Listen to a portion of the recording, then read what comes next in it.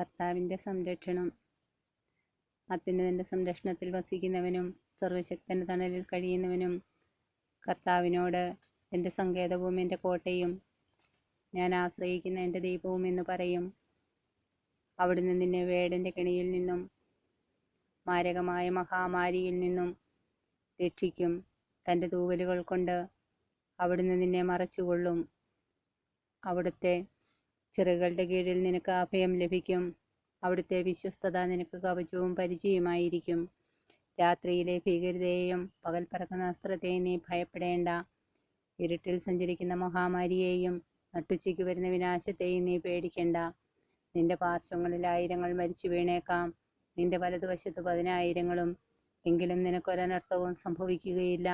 ദുഷ്ടരുടെ പ്രതിഫലം നിന്റെ കണ്ണുകൾ കൊണ്ട് തന്നെ നീ കാണും. നീ കർത്താവിൽ ആശ്രയിച്ചു, അത്യുന്നതനിൽ വാസമുറപ്പിച്ചു.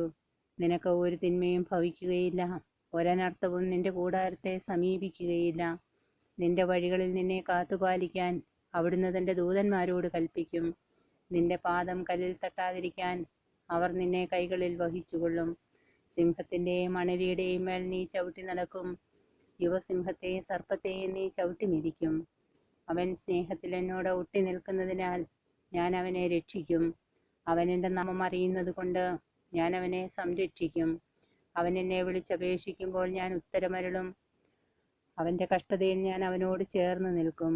ഞാൻ അവനെ മോചിപ്പിക്കുകയും മഹത്വപ്പെടുത്തുകയും ചെയ്യും. ദീർഘായുസ് നൽകി ഞാൻ അവനെ സംതൃപ്തനാക്കും. എൻ്റെ രക്ഷ ഞാൻ അവന് കാണിച്ചു കൊടുക്കും.